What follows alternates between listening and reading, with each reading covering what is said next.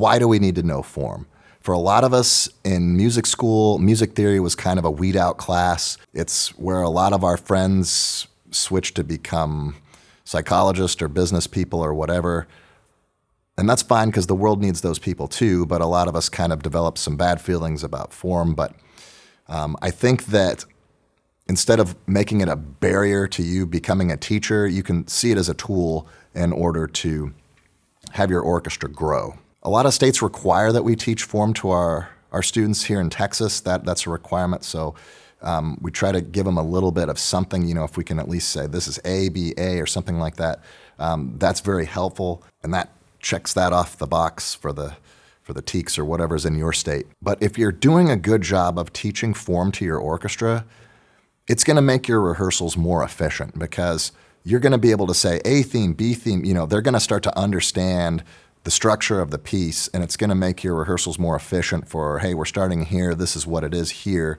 And then they're also going to be able to identify who's playing what in what section. Like they're going to have a more global understanding of the piece rather than just, hey, what note am I playing right now? They're going to be thinking about what's in the cellos or, hey, what's over here in the second violins. So I think that they highlight form here in shadow dance because it is shadow dance. We do have some imitation here. We have the first violins leading the dance, and then second violins and violas imitate. That tends to be a common theme throughout the piece. Whether or not the imitation is one measure long or two phrases long, like it is here in the B section. So it takes two whole phrases before everything flips. But there's a lot of imitation here, and I think it's good to point that out to the students, not just because they need to know something about form or music theory, but because it helps them listen to what other people have. So as I mentioned, shadow dance is in rounded binary. We've got this 2-bar introduction. Then we have our A section from measure 3 to measure 20.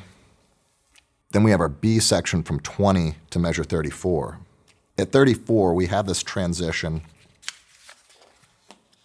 which is probably the trickiest part of the piece. And then A theme comes back at 46. At the end, we have a little codetta from 60 to 68. Knowledge of form can also help you as a director figure out the most difficult parts of the piece, which parts are likely to be the most under-rehearsed and which ones that you should probably over-rehearse to get better. And the order of difficulty here is going to be the transition, then the B theme, then the codetta, then the A theme.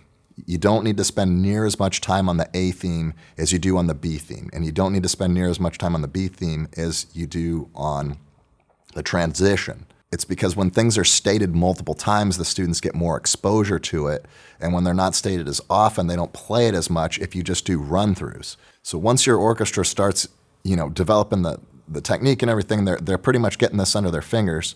Maybe start your rehearsals at 34 so you can really practice the transition, and then play it out to the second statement of the A theme, like here in 46. Just play that down, stop, and then maybe get some runs of that, work on that, and then go back to 20 to start the B theme.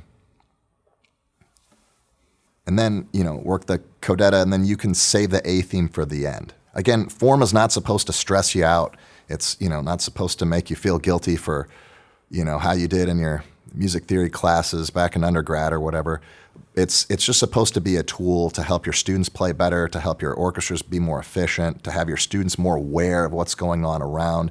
If you spend just a little bit of time, pointing out form to your students, they'll pick it up. They'll pick it up with you, and then you'll have an easier time the next time. So if you just pay it forward a little bit, it will increase your rehearsal efficiency, and you might have an easier time. In the next video, we're going to talk about common problems. All right, so what are the specific little things that tend to go wrong that a lot of orchestras do that aren't necessarily a fundamentals problem or like a bow distribution problem or something that we can apply generally to the piece? Where are the specific spots that we're likely to struggle with? So I hope to see you in the next one.